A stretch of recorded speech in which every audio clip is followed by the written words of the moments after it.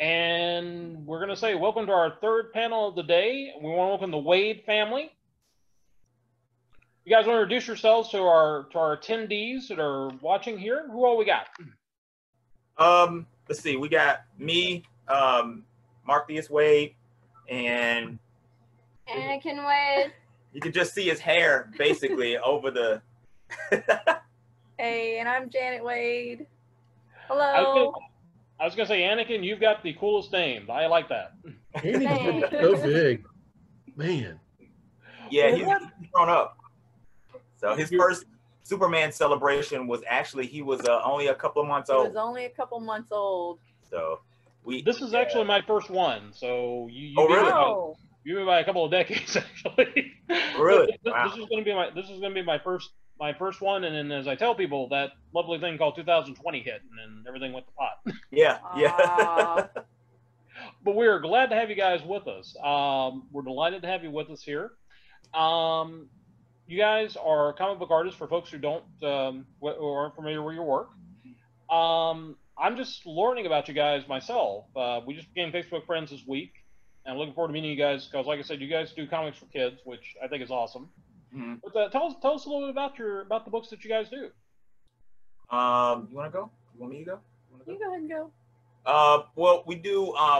We started out a long time ago when we first started going to Superman Celebration. We had a book called Jedi Tales of Toshigawa, and that was pretty. It was pretty successful. We got a deal, like a quasi development deal off of it and stuff like that.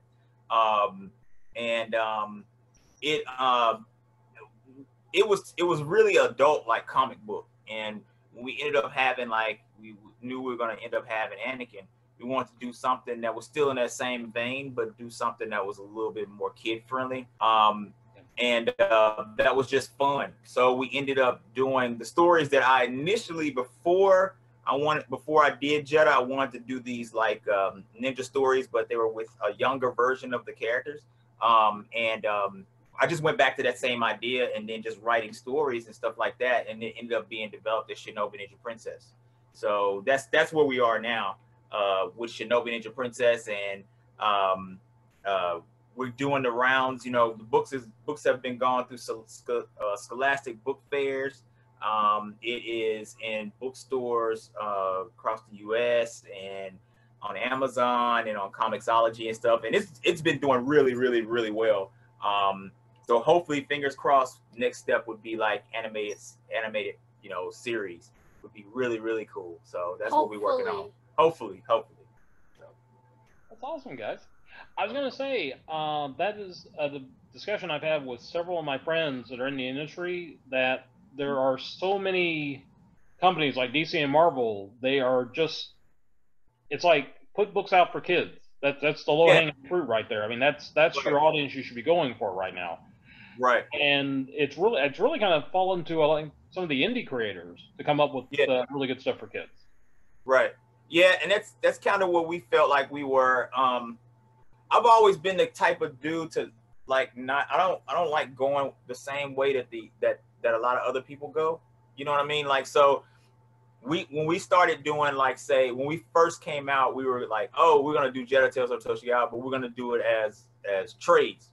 It's just all trades. It's not gonna be any kind of, it's all graphic novels. You know, we're not gonna do any single issues, and that was fun, right? I love doing it, but then a lot of other people started doing it. Trade market kind of blew up, and it kind of like diluted what we did because we were still indie. So, you know, you still competing with Marvel and DC to do that type of stuff. So I was like, you know, I was just kind of like, you know, let's do something else. And one of the things that you know, people just wasn't having fun at the time, as far as like, you know, comic books, and I love comic books being serious, like a serious, like sit down read medium where, you know, you reading something about Superman and he's going with his inner turmoil and his inner, you know, thoughts of being this, you know, heroic guy that wants to do the best by everyone and stuff like that. But I still like, you know, that feeling I used to get when I get up Saturday mornings and get me some cereal And I would sit there and watch cartoons from like, seriously, it had to be like 5 o'clock in the morning to like noon or maybe 1, you know. And then after that, championship wrestling came on, and I just sat there after that and just watched wrestling. You know what I mean? So it was like, you know, I missed those times when I was a kid. And I kind of, that's kind of what we wanted to bring back to that Saturday morning cartoon feel, that feel of like, you know, camaraderie, that feel of like everything you did was almost, you know, when you were a kid, everything you did was almost like an adventure, you know, that type of thing, back to the comic books, you know. Well, you're talking about serious comics. Like I said, I mean, I'm a huge fan of stories like Watchmen, and I'm a firm believer that the medium has to mature. It has to become, it has to take it to the next level. Yeah. So stories are going to be interesting to adults, but at the same time too, you've got to get something to get kids into comic books. Right. You got to have a different level, and you can have like a Superman comic book like I used to read when I was a kid back in the 70s and 80s that would appeal to like an 8-year-old, but at the same time too, that 8-year-old is going to grow up to become the kid who discovers Watchmen or discovers Will Eisner's Time Travel God and Frank Miller's Dark Knight Returns. Right. Like, there's no way that I would give Anakin Dark Knight Returns or Watchmen. You know what I mean? It's like, you know, you can't start there, you know. So, you know, and one of the joys that I got personally one time was on Free Comic Book Day. I walked in a Free Comic Book Day at our Comics and Collectibles, and there were some kids that were sitting in the floor, and they were all sitting there going, with Shinobi Ninja Princess looking at it, being like, "Oh, that's me! Oh, that's me! Oh, whoa, that's cool! I love that! That's me!" You know what I mean? And that was really, really cool. You know what I mean? Especially something at like Free Comic Book Day, when there's tons of free stuff around and stuff like that. And that's just the kind of stuff that I want. I want to be able to appeal to the kids and, you know, have some fun with the medium again. And that's the thing, is like, I think that we all in our grown upness, you know what I mean? We all take like everything so seriously. You know what I mean? We it's almost to the point to where we can almost pull out the fun of it, you know? And it's to comic books, I think it always needs to have a sense of fun. Even when it's serious, it's still got to be fun. You know what I mean? So, to that, you know, like, to that respect, that's what we want to do. You know. Well, it was something that I kind of noticed with fans is there are certain fans who they kind of forget that once upon a time they were children and that they enjoyed things as children, and they see what they enjoy from their current perspective, and they kind of guard it as if it's just for them. And it's like, no, it's you know, you were once a kid too. When did you first discover the Hulk? When did you first see Batman? How did you see Batman? You know, and you just have to kind of like open their eyes and be like, you know, this is not just for you. This is a medium which can appeal to anyone. So you know, we need, if we're gonna keep this kind of thing continuing, you know, we're all gonna die someday. There's like kids that come after us, so we need them interested. That just went real dark. We need the future to continue loving comics and the mediums. Well, my thing is, I always tell people the big thing that DC and Marvel is missing is that you're not hitting the next generation. You're missing an entire generation of customers. This is kind of controversial, but I always take the approach of drug dealers. I'm like, get them young, hook them young, give them the free samples, Free Comic Book Day.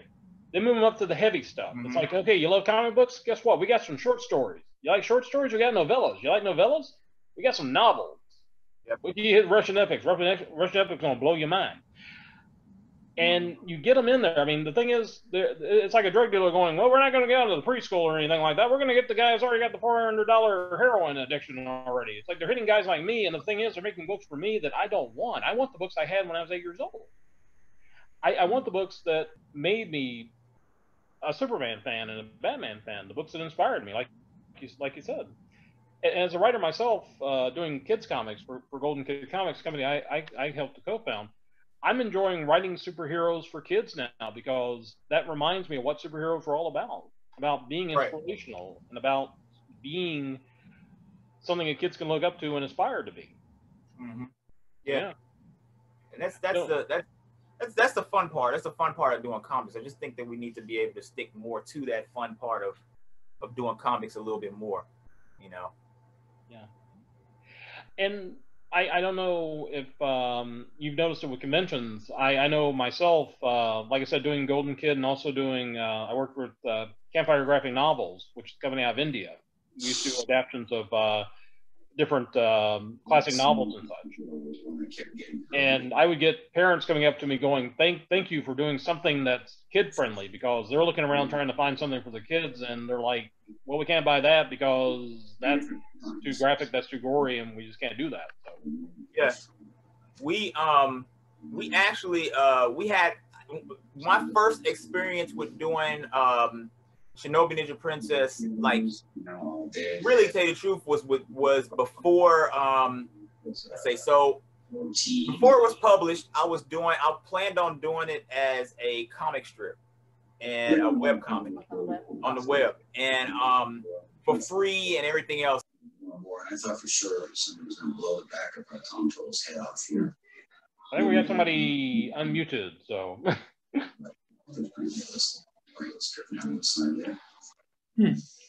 Here's another squib that never quite exploded like it should have, but it worked out. I was going to say, if everybody could check your microphones. I'm showing everybody muted here, but. I can hear you. Although the problem is we can hear somebody else in the background. That's the problem. Face first, there's no padding underneath them. Okay, I think that got it. Sorry, Wade, I'm sorry about that, guys. Okay, so but what I was saying was that, so we were gonna do it as a comic strip, and what it was that it was just like little shorts that I used to write, and me and Janet used to like laugh at them and enjoy them on the way home, and she would have like little things that she would input in, and then I would go in and write it, and we had fun. We're just gonna do web comics with it, one of my first, how I kind of knew we were on the right track is because I used to draw at Starbucks. I used to work at, I used to do graphic design work, and then get off of work and then go teach adjunct classes at the University of Memphis.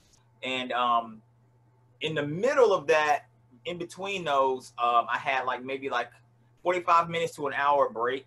So what I did was I used to go to Starbucks and work on pages and get them knocked out on the way going to the University of Memphis. And I was drawing, and this guy walks up and he saw what I was drawing, and he stops me. He was like, "Hey, what's that?" And I was like, "Oh, this is my comic strip that I'm working on. I'm trying to get it published.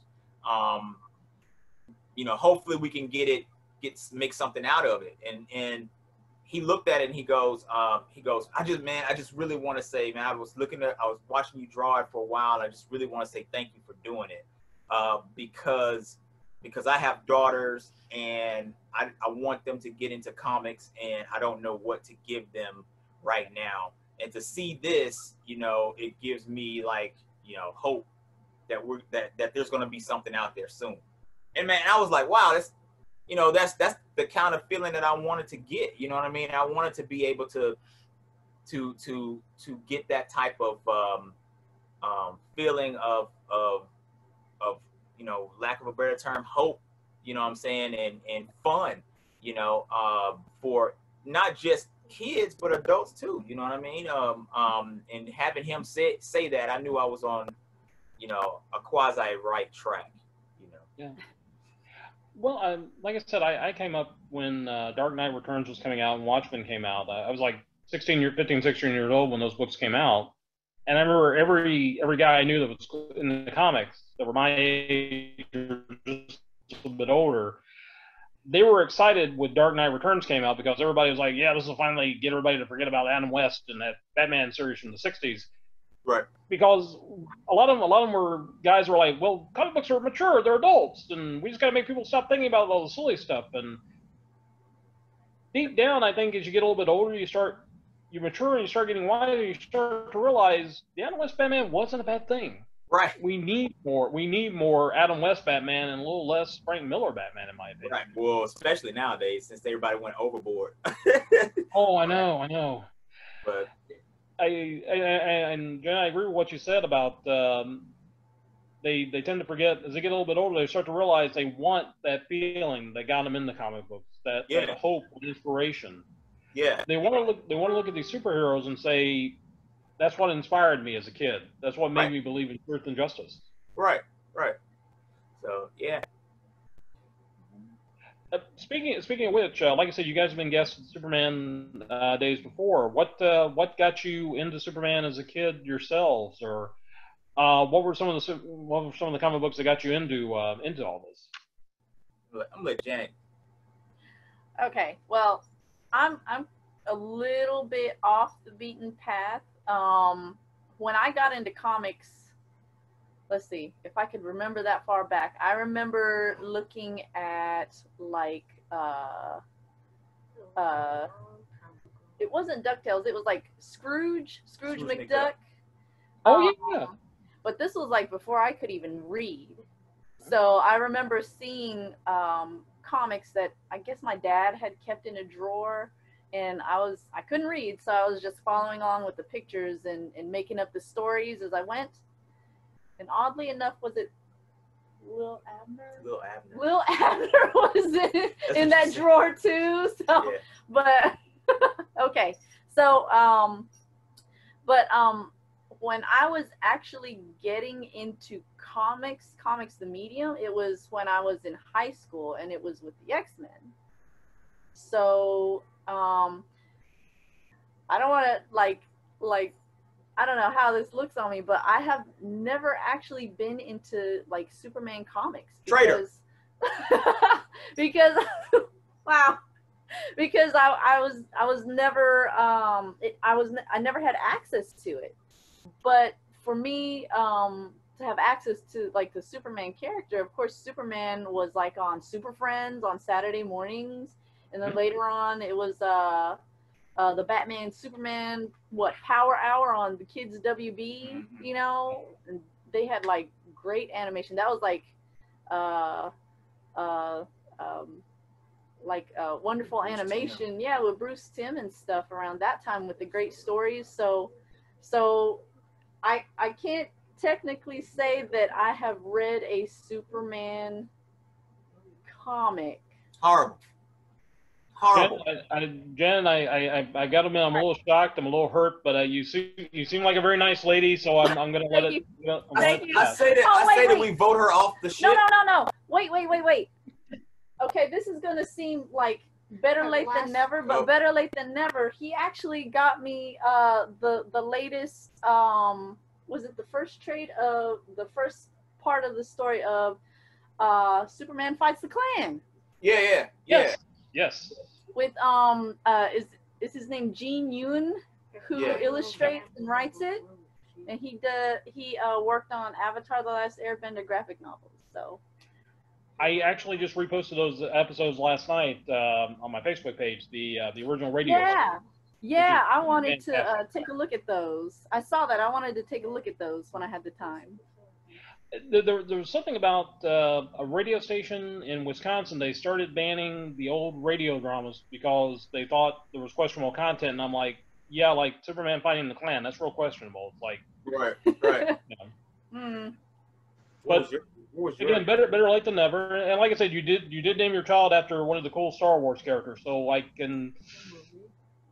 Okay, I'm gonna let it go. But read some Superman comic books. You got. I'll read more. I'll put that on my to-do list. That's my homework. Alan Moore's For the Man Who Has Everything, and Alan Moore's. Oh, where he walked. Yeah, wasn't that where he walked through among people and he stopped someone from? No. It wasn't the same thing. No. It wasn't. No. I kind of remember reading that one. No. I'm not good with titles. I'm No. sorry. No. No. I'm voting her off. I'll just leave. Get out. Bye. Get her a copy of For the Man Who Has Everything, and Whatever Happened to the Man of Tomorrow. The Alan Moore Superman books are those are the best. The episode with the Starro. Not Starro. You're making it worse. I'm mixing all the stuff in You're there. making it worse. God. Wasn't there a robot? No. No. Just. Well, actually, there was the Batman Beyond episode where Superman was being controlled by Starro. So I will give her that. Was I that remember one. that one too. That was that one. But Bruce Timm made a kind of For the Man Who Has Everything with the Black Mercy. Yeah. Yes. There we go. Yeah. So it was they remember that took a one too. part of that book and they made it. Okay. Okay, I well, remember that one. Next person. Anakin. No, well, me. You want me to go? You want to go?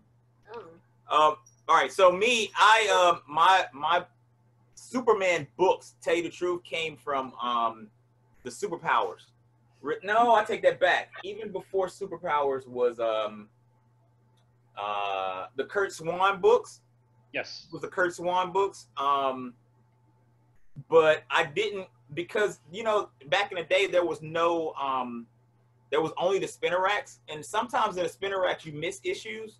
So there was not really a continuity that I could follow. I think the first time that I really started following a continuity was Superpower books, because that was when, the Kurt Swan books were kind of, they weren't numbered in, well, the ones that I had were like numbered pretty high. Like you would find like 100 and something, and then you would find an Action Comics, and you would find something, It was like, it was sporadic in the, so if I got 2 Superman books, none of them were ever the same. They never followed the same story. Yeah, so I didn't follow the same story until Superpowers came out, and but that was kind of my introduction to the world of DC Comics because of Superpowers. And then after that, I ended up going. Superpowers came out, and then Crisis came out. Crisis on Infinite Earths. I followed that. I got, after Superpowers, I really, tell you the truth, got more into the Justice League comic book, but only by way of Robin and the Teen Titans, because they had that crossover where Robin, the Teen Titans fought the Justice League, right. And that got me into the DC proper. So you had this. That's when I started to find out more about. That's when I started to find out more about the different like universes and different takes on them. You know what I'm saying? So as a kid, it was kind of confusing to me to have like Super going on and then Justice League, but they not have Justice League of America, and they not be really they're the same team, but they're different iterations. But then you had Teen Titans that crossed over with that. So I kind of left Superpowers and went down to like Teen Titans, Justice League, DC proper, and then they rebooted everything with Crisis. And then my real jumping on point from day one with Superman was the John Byrne run of Superman after Crisis, when they relaunched everything. And his his Superman looked really close to the Christopher Reeve Superman. And I was like, oh, okay. Now I got a complete picture of where I can start. And ever since then, I've been following Superman pretty regularly. You know what I mean?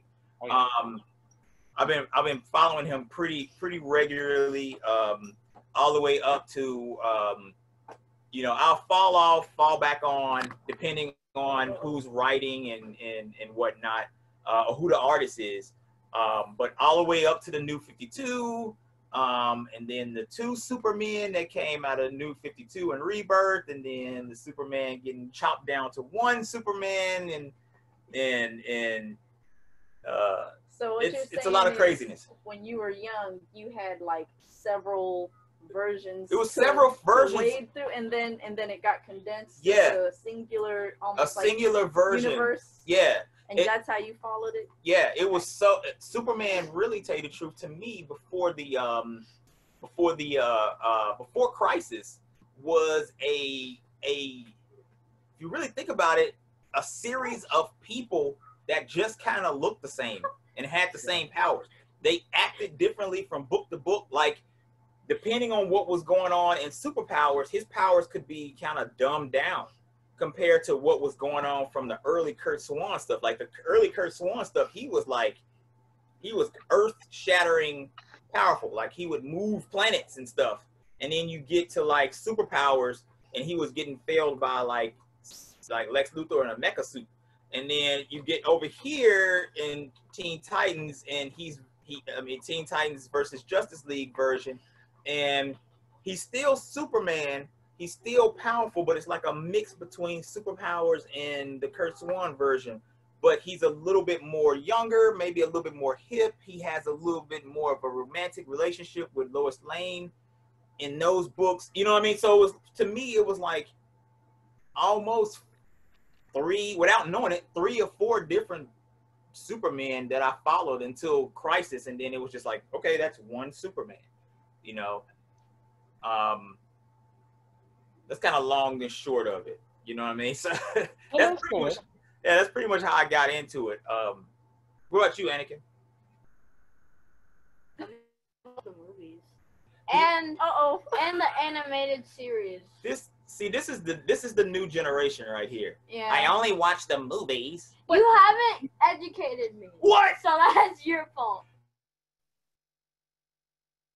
You haven't. Where you going? I did educate him. No, but his introduction really don't throw your dad under the bus. What'd you say?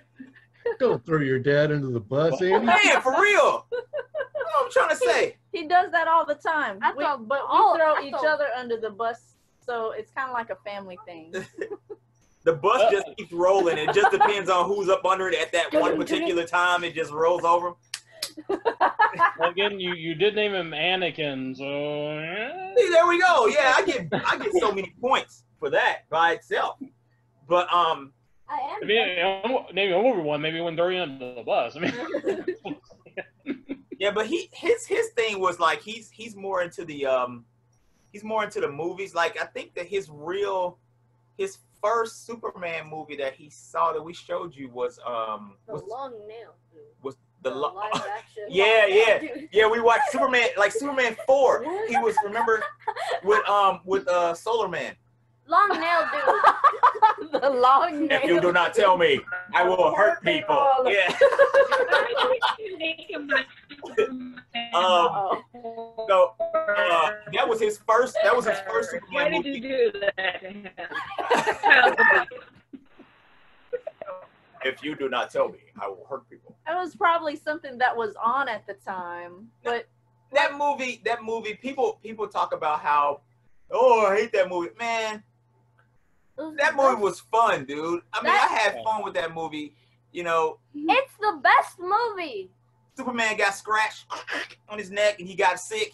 Oh, he got the flu. Man, he got the solar sickness. Yeah, he got the solar sickness. And then he had to go use his last crystal. Shouldn't that make him more powerful? Yeah, I would think. Yeah, now. Because of the sun. Because it's our sun. Wait, let's think about this. They weren't thinking straight.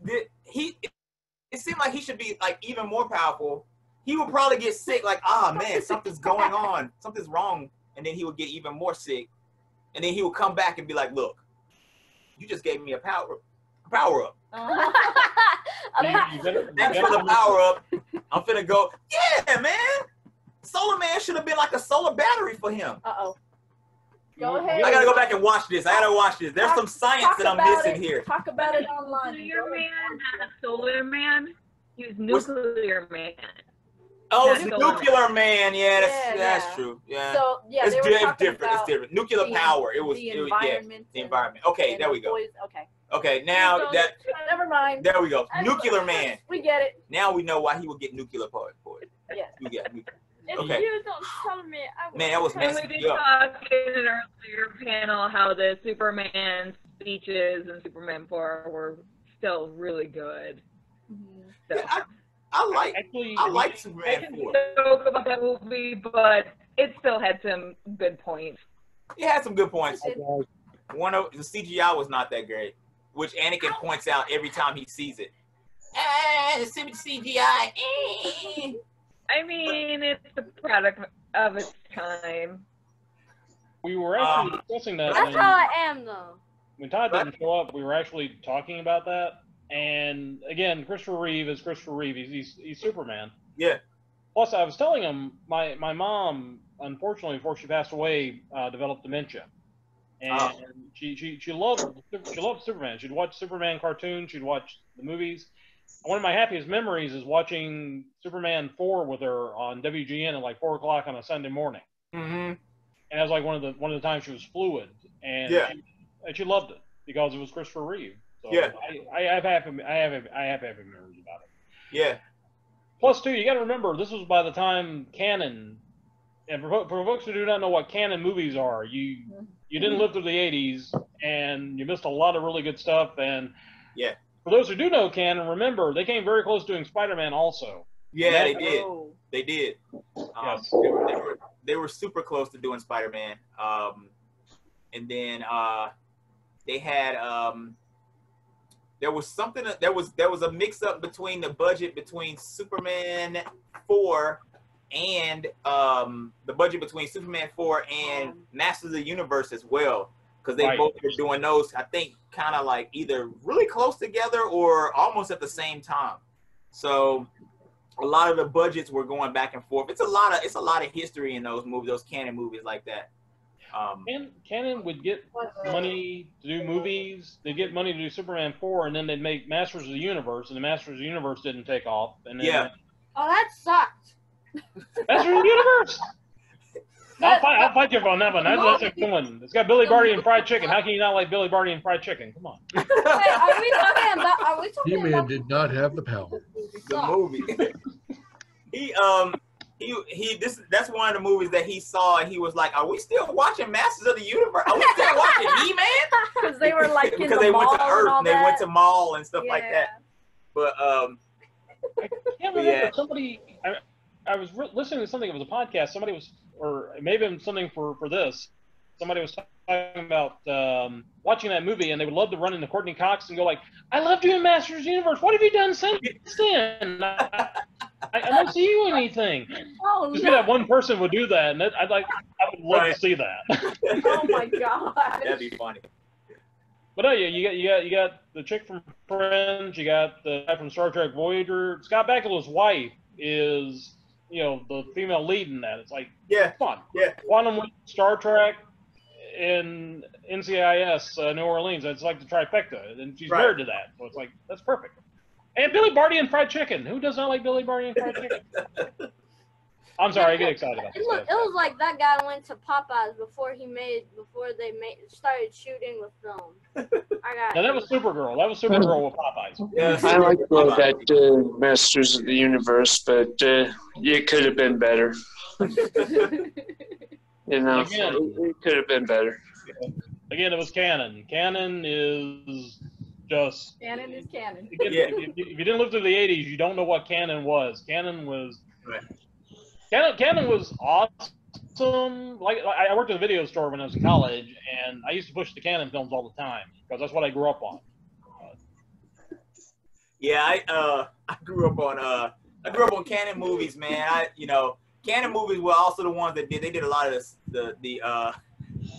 the martial arts movies too. You know what I mean? Oh yeah. A lot of martial arts movies. And I grew up on those, man. So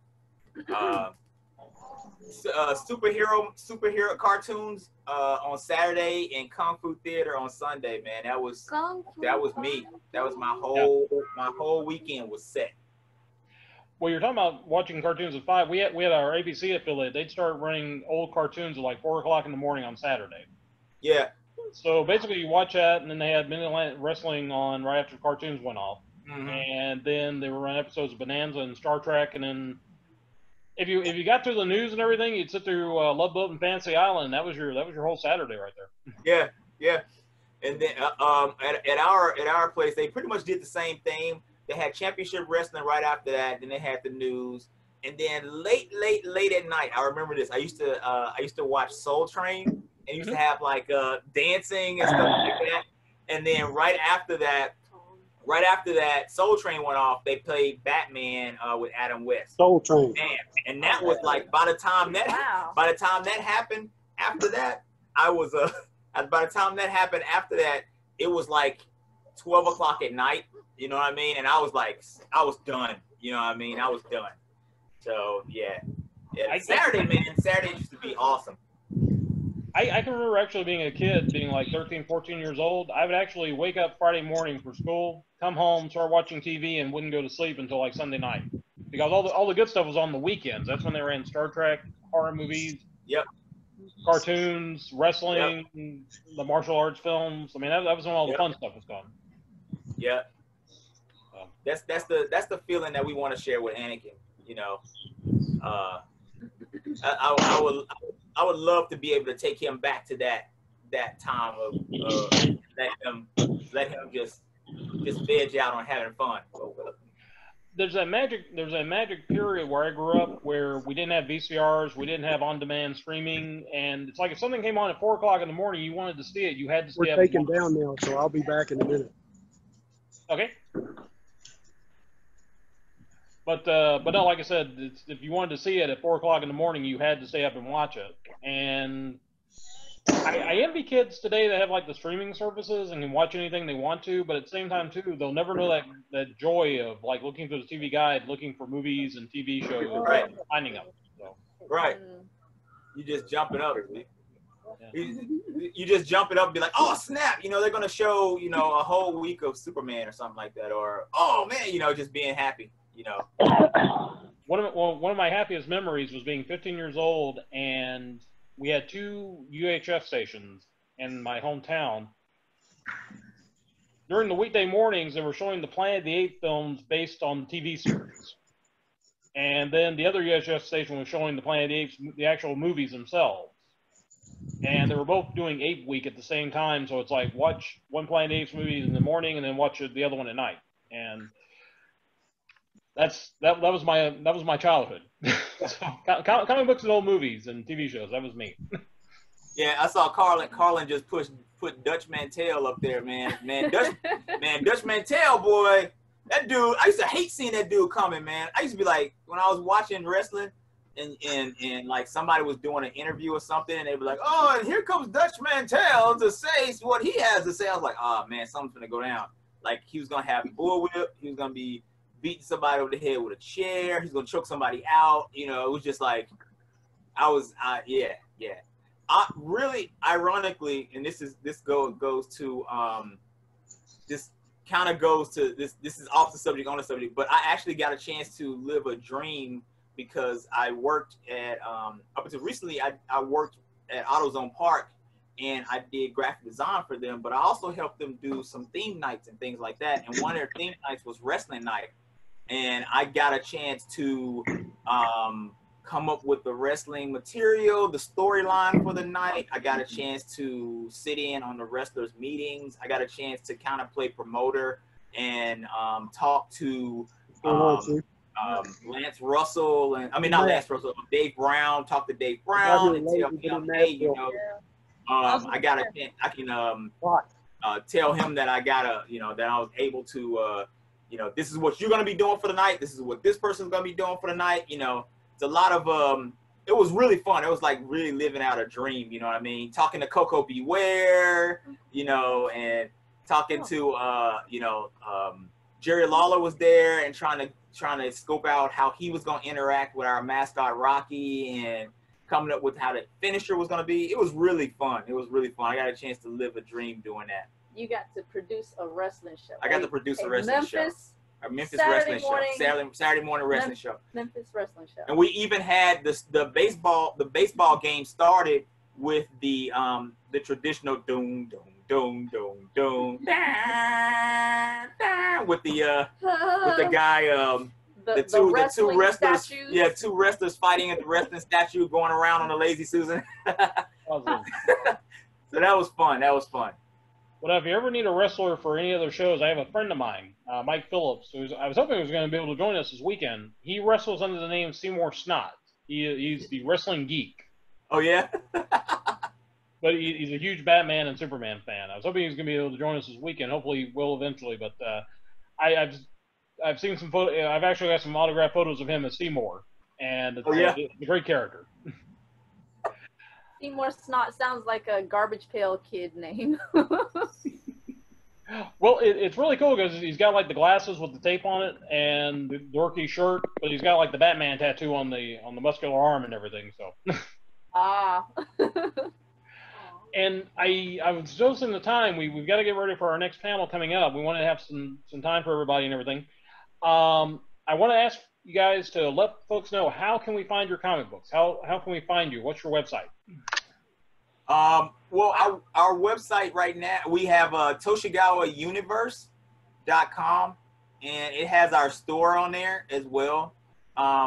If you're looking for, really tell you the truth, if you're looking for digital comics, like a lot of people are reading, kids are reading digital comics now. They're on Comixology. Comixology is a company that's owned by Amazon, and you can download pretty much. You can pay one fee and one fee, and then you can download as many Shinobi Ninja Princess comics as you would like, as like a subscription. So that's on there. And then we also have our hardcover here on Amazon as well. And if you see us at conventions and stuff, you can always get them from us then. We also have shirts, we have statuettes, we have like little toys and figurines and stuff like that. Those are all available on at Toshigawa Universe or at our store or at cons when you see us. Awesome. Yeah. I normally would ask what cons we could see you guys at, but I think everyone's basically taking 2020 off except doing the CyberCon. So. Yeah. We've got a con scheduled if it's still going on, and it's for it's in October. It's in October. And it's in Little Rock, Arkansas. Yeah. They still haven't said if they were going to cancel. Like, that was supposed to actually be wasn't it in May? It was in May. It was supposed to be in May, but because COVID hit, they pushed it back to October. Yeah. So if things do not improve, I'm pretty sure they're going to cancel that. Mm-hmm. But we're gonna do fingers crossed and take precautions and have hand sanitizer and Lysol and masks and all that stuff. Yeah, and if we're always on social media, so if you're like Facebook or Instagram, if you look up Toshigawa Universe on there, we're on there. We also have our YouTube show, which is called Wade's World, and that's like behind the scenes of some of our artwork.